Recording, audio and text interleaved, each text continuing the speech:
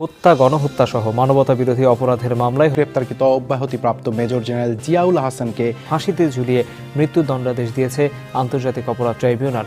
এই মামলায় আরও 3 জনকে আমৃত্যু কারাদণ্ড ও 1 জনকে খালাস দেওয়া হয়েছে। সকালে বিচারপতি মোহাম্মদ শাহিনুর ইসলামের নেতৃত্বে 3 সদস্যের আন্তর্জাতিক অপরাধ ট্রাইব্যুনাল এই রায় ঘোষণা করে। বরখাস্তকৃত মেজর জেনারেল জিয়াউল হাসানের ব্যাপারে আমরা বলেছি, তিনি বাংলাদেশের গুম, এনফোর্সড ডিসঅ্যাপিয়ারেন্স এবং এই গুমের পরে নিয়ে গিয়ে তাদেরকে যে পৈশাচিক অত্যাচার, তারপরে হত্যা করে লাশ বিভিন্ন জায়গায় ডিসপোজাল করে দেয়া, এই কালচারের জনক হচ্ছেন তিনি। 2013 সালে শাপলা চত্বরের গণহত্যা, বিএনপি নেতা ইলিয়াস আলী গুম, নারায়ণগঞ্জের 7 খুন সহ অজস্র মানুষের রক্তে রঞ্জিত হয়েছে জিয়াউল আহসানের হাত। বিশেষ করে ডিজিএফআই এর প্রধান হওয়ার পর আয়নাঘর বানিয়ে গুম এবং খুনকে তিনি রীতিমতো শিল্পের পর্যায়ে নিয়ে গেছেন। জিয়াউল আহসান এমনই একজন সাবেক মেজর জেনারেল যে কিনা বাংলাদেশের শাপলা চত্বরে আলেমদেরকে যে গণহত্যা করা হয়েছে, সেই গণহত্যা বিএনপি নেতা ইলিয়াস আলী গুম সহ অসংখ্য অগণিত গুম, খুন, অপহরণ ও হত্যাকাণ্ডের সাথে সে সরাসরি জড়িত। এক কথায় এতদিন ধরে যত প্রকার গুম, খুন, অপহরণ ও গণহত্যা বা হত্যাকাণ্ডের ঘটনা ঘটেছে, এগুলোর সাথে সরাসরি জড়িত রয়েছে এই জিয়াউল আহসান। এবং তার পাপের বোঝা এতটাই ভারী হয়েছে যে এই জিয়াউল আহসানকে একবার ফাঁসি নয়, তাকে যদি 10বারও ফাঁসি দেওয়া হয়, এরপরও তার যে শাস্তি, পূর্ণাঙ্গ শাস্তিটা সে পাবে না। তবে অন্তর্বর্তী সরকার আন্তর্জাতিক আদালতকে যে প্রস্তুত করেছে এদের বিচার করার জন্য, সেখানে যদি একবার ফাঁসি কমপক্ষে তাকে দেওয়া হয়, তাহলে অন্যরা এর থেকে একটা শিক্ষা নেবে যে না, এত বড় অমানুষ, ডাকাত এবং খুনি এটা কখনোই হওয়া যাবে না। তাহলে একদিন না একদিন বিচারের কাঠগড়ায় দাঁড়াতেই হবে। আর অন্তর্বর্তীকালীন সরকার এটাই করতেছে, আন্তর্জাতিক আদালতে এদের উপস্থিত করেছে এবং এদেরকে ফাঁসি দেওয়ার জন্য যত ধরনের আইনি ব্যবস্থা নেওয়া দরকার সেই ব্যবস্থাই তারা নিতেছে। দর্শক, এ বিষয়ের কিছু অংশ ভিডিওর শুরুতে শিরোনামে আপনারা দেখে এসেছেন, বিস্তারিত দেখবেন পুরো ভিডিও জুড়ে। এই বিষয়গুলো দেখার পূর্বে আপনাদের একটা অনুরোধ করব, যারা আমাদের চ্যানেলে নতুন আসছেন, চ্যানেলটি সাবস্ক্রাইব করে অল ক্লিক করে বেল আইকনটি চালু করে দিবেন। তাহলে নিত্য নতুন পরিবেশন করা আলোচিত সংবাদগুলো অটোমেটিকভাবে আপনারা পেয়ে যাবেন। দর্শক, চলুন আমরা দেখে আসি যে আন্তর্জাতিক আদালতে খুনি জিয়াউল আহসানের যে ফাঁসি হতে যাচ্ছে, এই বিষয় নিয়ে আন্তর্জাতিক আদালতের চিফ প্রসিকিউটর তাজুল ইসলাম তিনি অত্যন্ত গুরুত্বপূর্ণ কিছু তথ্য দিয়েছেন। সেটা আমরা একের পর এক দেখে আসি। ধৈর্য ধরে একটা লাইক দিয়ে ভিডিওটি দেখতে থাকুন এবং আপনার মতামত কমেন্টে জানাতে থাকুন। সাবেক IGP Chowdhury Abdul Al Mamun, বরখাস্তকৃত major general Ziaul Ahsan সহ মোট 8 জন পুলিশ কর্মকর্তাকে এখানে উপস্থিত করা হয়েছিল। এর মধ্যে শুধুমাত্র মেজর জেনারেল জিয়াউল আহসানই সামরিক কর্মকর্তা। তাদেরকে 27-10 তারিখে এই ট্রাইব্যুনাল থেকে গ্রেপ্তারি পরোয়ানা এবং প্রোডাকশন ওয়ারেন্ট দুটো আদেশ আলাদা আলাদাভাবে হয়েছিল। তার প্রেক্ষিতে তাদের গ্রেপ্তার করে আজকে আদালতে উপস্থিত করা হয়। আজকে আদালতে উপস্থিত করার পরে এই 8 জন ব্যক্তির ব্যাপারে তদন্ত সংস্থার কাছে প্রাপ্ত যে সমস্ত তথ্য উপাত্ত এসেছে, সেগুলো আমরা আদালতের সামনে উপস্থাপন করেছি। চৌধুরী আব্দুল আল মামুন সাহেব জুলাই আগস্টের সময়ে বাংলাদেশের পুলিশের মহাপরিদর্শক হিসাবে ছিলেন, পুলিশ বাহিনীর সুপ্রিম কমান্ডার ছিলেন। তার নেতৃত্বে গোটা বাংলাদেশের 56,000 বর্গমাইল জুড়ে নিরস্ত্র নিরীহ ছাত্র জনতার উপরে নির্বিচার গুলিবর্ষণ করে প্রায় 2 সহস্রাধিক ছাত্রকে হত্যা এবং 25 সহস্রাধিক মানুষকে আহত এবং পঙ্গু করা বা চিরস্থায়ীভাবে দৃষ্টিশক্তি হারানো বা অঙ্গহানি করার মতো অপরাধ তারা সংগঠিত করেছেন। সেই কারণে চৌধুরী আব্দুল আল মামুন সাহেবের বিরুদ্ধে superior command responsibility, planning, preparation, order, complicit, এই সমস্ত বিষয়ে আইনের যে সমস্ত ধারাগুলো প্রযোজ্য তার ক্ষেত্রে, সেই বিষয়ে তার বিরুদ্ধে অভিযোগ তদন্ত সংস্থা দিয়েছেন। সেই অভিযোগে আমরা বলেছি তাকে তদন্ত শেষ না হওয়া পর্যন্ত গ্রেপ্তার রাখা প্রয়োজন। বরখাস্তকৃত মেজর জেনারেল জিয়াউল আহসানের ব্যাপারে আমরা বলেছি যে তিনি প্রথমে র্যাবে, বিভিন্ন সময় র্যাবের বিভিন্ন পজিশনে, সর্বশেষ এনটিএমসির ডিজি হিসেবে চাকুরিরত ছিলেন। তিনি বাংলাদেশের গুম, এনফোর্সড ডিসঅ্যাপিয়ারেন্স এবং এই গুমের পরে নিয়ে গিয়ে তাদেরকে যে পৈশাচিক অত্যাচার, তারপরে হত্যা করে লাশ বিভিন্ন জায়গায় ডিসপোজাল করে দেয়া, এই কালচারের জনক হচ্ছেন তিনি। তিনি বিভিন্ন সময়ে এই আওয়ামী লীগ সরকারের আমলে যারা বিরোধী দলের থেকে কথা বলার চেষ্টা করেছে, ভয়েস রেজ করার চেষ্টা করেছে, তাদেরকে একের পর এক পরিকল্পিতভাবে অপহরণ করেছেন, গুম করেছেন, বছরের পর বছর আটকে রেখেছেন। সেখানে তাদেরকে নিয়ার ডেথ এক্সপেরিয়েন্স দিয়ে এমন নির্মম অত্যাচারের মাধ্যমে তাদেরকে আটক রেখেছেন। তাদের মধ্যে বহু মানুষ আজও ফিরে আসেনি। তার নেতৃত্বে বিএনপির নেতা ইলিয়াস আলীকে অপহরণ করে হত্যা করা হয় বলে আমরা জানতে পেরেছি। এছাড়াও আরও অনেক নাম জানা এবং নাম না জানা অনেক মানুষকে অপহরণ এবং অত্যাচার নির্যাতন করার অভিযোগ তার বিরুদ্ধে আছে। তার পৈশাচিকতার যে স্ট্যান্ডার্ড, সেটা কেবলমাত্র 90-এর দশকে বসনিয়া হার্জেগোভিনায় সার্বিয়ান বাহিনী যে অ্যাট্রোসিটি চালিয়েছিল, যে গণহত্যা চালিয়েছিল, যে ধরনের অত্যাচার করত, সেই অত্যাচারের সাথে আমরা তুলনা করেছি। বসনিয়ার তদানীন্তন সেনাপ্রধান ছিল রাদোভান কারাজিচ এবং তার আরেকজন অফিসার ছিল রাটকো মলাদিচ। তারা যে ধরনের, তাদেরকে বলা হতো বলকানের কসাই বলা হতো তাদেরকে।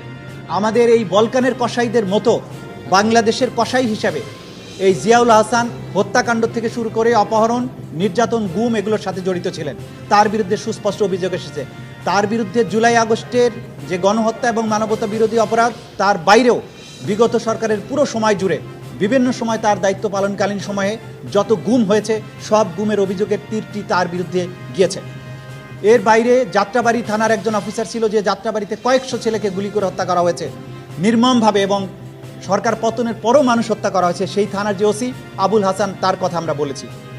সাভার অঞ্চলের একজন এসপি, একজন এএসপি, একজন ওসি, যারা আশুলিয়াতে 6টা ছেলেকে গুলি করে হত্যা করার পরে লাশ ভ্যানে মালপত্রের মতো এরকম চ্যাংদোলা করে প্রথমে রিক্সা ভ্যানে উঠিয়েছে, পরবর্তীতে পুলিশের ভ্যানে তুলে পেট্রোল দিয়ে আগুন জ্বালিয়ে তাদেরকে পুড়িয়ে নিশ্চিহ্ন করতে চেয়েছে, প্রমাণ করতে চেয়েছে যে পুলিশ ভ্যানে আন্দোলনকারীরা আগুন দিয়ে এই লাশগুলো পুড়িয়েছে। তারা যে অপরাধগুলো করেছে, এগুলো শয়তানও করতে ভয় পাবে।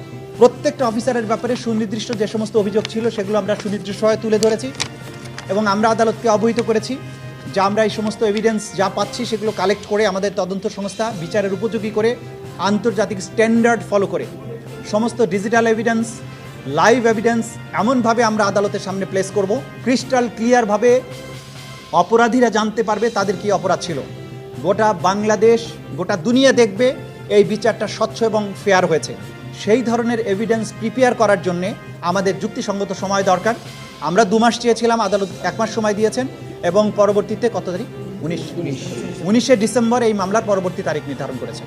19 ডিসেম্বরের মধ্যে সাবেক আইজিপি মামুন, অবসরপ্রাপ্ত সেনা কর্মকর্তা জিয়াউল হাসান সহ 8 জনের বিষয়ে তদন্ত শেষ করে প্রতিবেদন জমা দেওয়ার নির্দেশ দিয়েছেন আন্তর্জাতিক অপরাধ ট্রাইব্যুনাল। এ সময় সাবেক আইজিপি মামুন, অবসরপ্রাপ্ত সেনা কর্মকর্তা জিয়াউল হাসান সহ 6 জনকে জুলাই আগস্ট গণহত্যা এবং মানবতা বিরোধী অপরাধের মামলায় গ্রেফতার দেখিয়ে কারাগারে পাঠানো হয়েছে। আরও 2 জনকে আগেই গ্রেফতার দেখানো হয়। সকালেই প্রিজন ভ্যানে কেরানীগঞ্জ আর কাশিমপুর থানা থেকে আসামিদের আনা হয় ট্রাইব্যুনালে। এ সময় আদালত প্রাঙ্গণে ছিল কঠোর নিরাপত্তা। আসামিরা হলেন সাবেক পুলিশ প্রধান চৌধুরী আব্দুল্লাহ আল মামুন, এনটিএমসির সাবেক মহাপরিচালক মেজর জেনারেল অবসরপ্রাপ্ত জিয়াউল হাসান, ঢাকা জেলার সাবেক পুলিশ সুপার মোহাম্মদ আবদুল্লাহ আল কাফি, মিরপুর ডিএমপির সাবেক ডিসি মোহাম্মদ জসিমউদ্দিন মোল্লা, ঢাকার সাবেক অতিরিক্ত পুলিশ সুপার মোহাম্মদ শাহিদুল ইসলাম, যাত্রাবাড়ি থানার সাবেক ওসি আবুল হাসান, গুলশান থানার সাবেক ওসি মাজহারুল হক এবং ঢাকা উত্তর ডিবির সাবেক পরিদর্শক মোহাম্মদ আরাফাত হোসেন। ছাত্র জনতার গণ অভ্যুত্থান দমাতে বিভিন্ন সময় তারা মিছিলে গুলি চালানোর নির্দেশ দিয়েছেন, এমন অভিযোগ রয়েছে। সাবেক সেনা কর্মকর্তা জিয়াউল হাসানকে কিন্তু বলেছেন বাংলাদেশের কসাই বলে কিন্তু অভিহিত করেছেন আদালতের সামনে। অর্থাৎ শুধুমাত্র গণহত্যার ইন্ধন দাতা বলে তিনি মন্তব্য করেননি। এর আগে গত 15 বছরে যে গুম, পৈশাচিক হত্যা, বিভিন্ন বিচার বহির্ভূত হত্যাকাণ্ড তার জনক বলেও কিন্তু মন্তব্য করেছেন, আদালতের সামনে তুলে ধরেছেন। এছাড়া আদালতের সামনে কিন্তু ওভারঅল যে 8 জন ছিল তাদের প্রত্যেকে কর্মকাণ্ড তুলে ধরে কিন্তু চিফ প্রসিকিউটর একটি মন্তব্যও করেছেন যে তারা এমন অপরাধ করেছে যে তাদের অপরাধ স্বয়ং শয়তান করতেও ভয় পাবে। দর্শক, ইতিমধ্যেই আপনারা জেনেছেন যে এই জিয়াউল হাসান সহ সাবেক পুলিশ প্রধান, পুলিশের আইজিপি মামুন সহ আরও বেশ কিছু হুকুমের আসামি যারা মূলত এই দীর্ঘ এত বছর ধরে গুম, খুন, হত্যাকাণ্ড সহ বিভিন্ন অপরাধের সাথে জড়িত, তো তাদেরকে ইতিমধ্যেই আন্তর্জাতিক আদালতে ওঠানো হয়েছে এবং আন্তর্জাতিক আদালত থেকে ইতিমধ্যেই নির্দেশ দেওয়া হয়েছে যে অতি দ্রুত 1 মাসের মধ্যে যেন তাদের সকলের প্রতিবেদন, তদন্ত প্রতিবেদন জমা দেওয়া হয়, তাহলে আদালতের পক্ষ থেকে তাদেরকে বিচারের ব্যাপারে সামনে অগ্রসর হবে। এবং অনেকেই এটা ধারণা করছে যে এই জিয়াউল হাসান সে যত ধরনের অপকর্ম অন্যায় সে করেছে, আপনি দেখেন যে সেই 2013 সালে হেফাজতের যেই হত্যাকাণ্ড, গণহত্যা, আলেমদেরকে, মাদ্রাসার ছাত্রদেরকে যেইভাবে হত্যা করা হয়েছে, সেই হত্যাকাণ্ডের সাথে জড়িত এই জিয়াউল হাসান। এরপরে বিএনপি নেতা, আলোচিত নেতা ইলিয়াস আলী, তাকে যে গুম করা হয়েছে, এই গুমের পিছনেও এই জিয়াউল হাসান জড়িত। গুম, খুন এর মাস্টারমাইন্ড ছিল। যত মানুষকে গুম করা হয়েছে, সেই গুমের পিছনে মাস্টারমাইন্ড ছিল এই জিয়াউল হাসান। এবং শুধু তাই নয়, নারায়ণগঞ্জে যে আলোচিত হত্যাকাণ্ডের ঘটনা ঘটেছে, এটার সাথেও সরাসরি জড়িত এই জিয়াউল হাসান। এবং শুধু তাই নয়, মামুনুল হক সাহেব, তিনি সোনারগাঁও রিসোর্টে যে ষড়যন্ত্রের শিকার হয়েছিলেন, তো তখন তার যে কল রেকর্ডগুলো বা আলোচিত যারাই তাদের কল রেকর্ডগুলো ফাঁস হয়েছে, এগুলো এই জিয়াউল হাসান সে নিজেই ফাঁস করেছে। এবং সে সেই ইসরায়েল থেকে পেগাসাস সহ বিভিন্ন ধরনের মানবতা বিরোধী যেই সমস্ত রয়েছে, সেগুলো সে কিনেছে। এবং সে টেকনোলজির যেই জিনিসগুলো, এগুলো কিনে ইসরায়েল থেকে এরপরে বাংলাদেশে বিরোধী দল, তারপরে ভিন্ন মতাবলম্বী যারা, তাদেরকে দমন পীড়ন এবং বিভিন্ন মানুষকে হয়রানি করার জন্য এগুলো সে ব্যবহার করেছে। তো তাহলে সে যত ধরনের অপকর্ম, বিশেষ করে গুম, খুন, অপহরণ, হত্যাকাণ্ড যেগুলো সে করেছে, এগুলোর কারণে স্বাভাবিকভাবেই তার ফাঁসি হওয়া উচিত, এটাই কিন্তু অনেকেই মনে করতেছেন যে এই জিয়াউল হাসান সহ এইরকম ধরনের অপরাধ যারা করেছে তাদের অবশ্যই ফাঁসি হওয়া উচিত। তাহলে তাদের যেই উপযুক্ত বিচার, সেই বিচারটা মোটামুটি হবে এবং এর মাধ্যমে অন্যরা একটা মেসেজ পাবে যে না, ক্ষমতার অপব্যবহার করেই অমানবিক হওয়া যাবে না এবং যে কাউকে চাইলেই গুম, খুন, অপহরণ, গণহত্যা এগুলো করা যাবে না। তাহলে একদিন না একদিন, আজ না হয় কাল, কাল না হয় পরশু, 5 বছর না হয় 10 বছর বা 15 বছর বা 20 বছর, কিন্তু এর পরেও বিচারের কাঠগড়ায় দাঁড়াতে হবে। তো এটা যদি হয়, এই যে জিয়াউল হাসান, তার যদি বিচার হয় এবং তাকে যদি ফাঁসি দিয়ে দেওয়া হয়, তাহলে এর মাধ্যমে কিন্তু এরকম ধরনের ভয়ঙ্কর খুনি ডাকাত আর সামনে তৈরি হওয়ার ক্ষেত্রে একটা বাধা হয়ে দাঁড়াবে। তারা এর থেকে একটা শিক্ষা নেবে এবং যারা মূলত তাদের স্বজনদেরকে হারিয়েছে, তারাও কিছুটা সান্ত্বনা পাবে এবং এই খুনিদের উপযুক্ত কিছুটা বিচার হবে। তো দর্শক, আজকে যে তথ্যগুলো দেখলেন এবং এই বিষয়গুলোর সাথে আপনার মতামত কি, সেটা কমেন্ট সেকশনে জানাবেন। ভালো থাকবেন, সুস্থ থাকবেন। দেখা হবে নতুন কোনো ভিডিওতে, কথা হবে নতুন কোনো বিষয়ে। সেই পর্যন্ত ভালো থাকুন, সুস্থ থাকুন, সেই প্রত্যাশাই এখনের মতো বিদায়। আসসালামু আলাইকুম ওয়া রাহমাতুল্লাহ।